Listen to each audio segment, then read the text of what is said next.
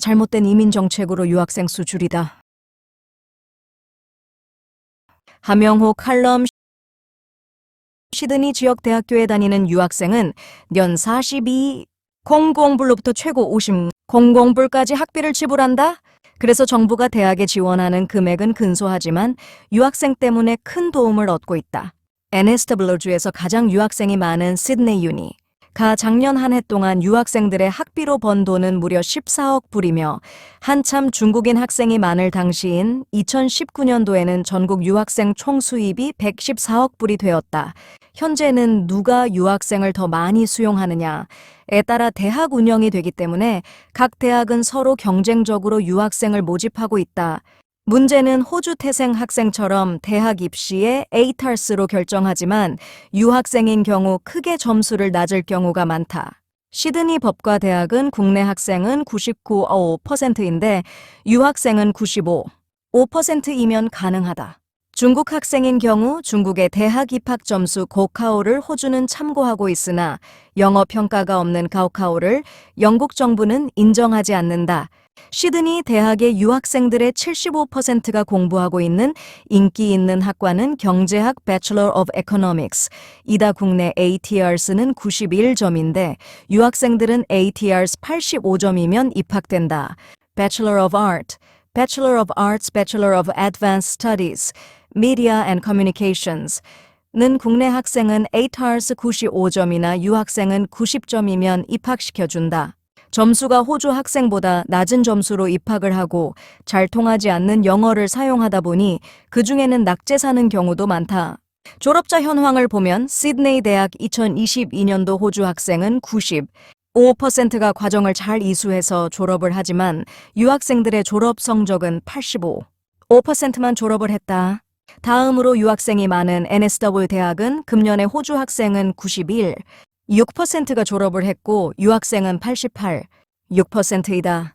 호주 국립대학 앤드류 노턴 교수는 ATARS 92 이상을 요구하는 과목에서 유학생들이 입학할 경우는 상당히 호주 학생들을 쫓아가기 힘들다고 말하고 있다.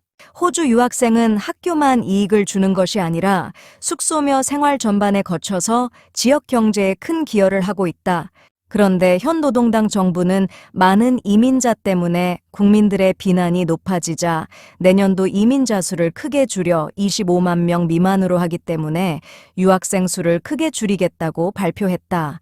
이에 대해 유학생에 크게 기대고 있는 각 대학들은 정부에 항의를 했다. 그런데 대학생은 문제가 되지 않는다고 한다.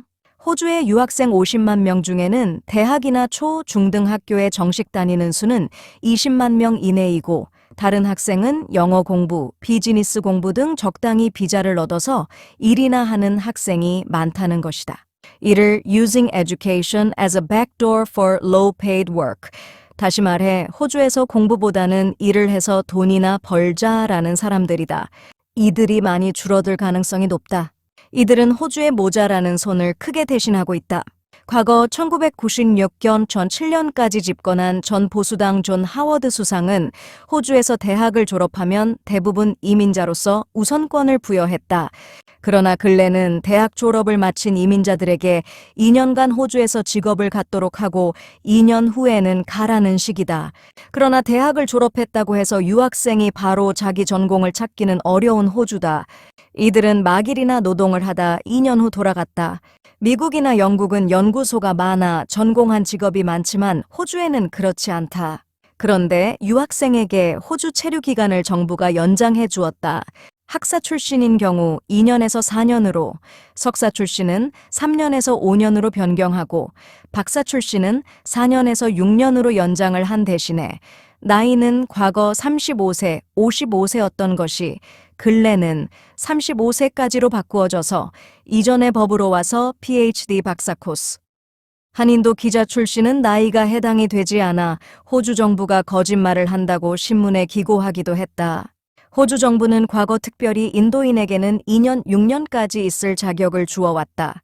호주는 알바니즈 정권이 들어서고 12개월 동안 51만 8천 명의 유학생을 포함한 이민자들이 입국하고 자연 증가 인구도 10만 1,000명이 이르게 되었는데 주로 시드니와 멜본 지역을 중심으로 모이게 되니 집세가 엄청나게 오르고 학교도 10,000원, 전철도 10,000원, 큰 사회적인 문제가 되었다. 노동당은 근본으로 빅 오스트레일리아를 만들기 위한 정책이 이룩해져서 물가 상승으로 어려움을 당하고 있는 호주 시민들에게 심각한 어려움을 주었다. 통계국은 금년 6월 말에는 인구가 2,600만 60명이 될 것이라고 했는데 1996년 집권한 전 하워드 정권 카스트로 재무상이 2030년이면 2,600만 명이 될 것이라는 예상을 크게 뒤집어 놓았다. 이민자가 인구의 5%가 넘었다. 호주는 제1차 세계대전이 끝나고 귀순한 군인과 이민자를 합쳐 인구의 3.2%가 늘어난 경험이 있다. 그런데 호주의 코비드-19 기간인 2020년, 21년까지 그 당시 많은 유학생들을 비롯해 호주에 온 이민자들 85천 명이 호주를 떠나 자기 나라로 돌아가서 인구의 공백이 크게 났다. 일할 사람들을 구할 수 없을 정도다.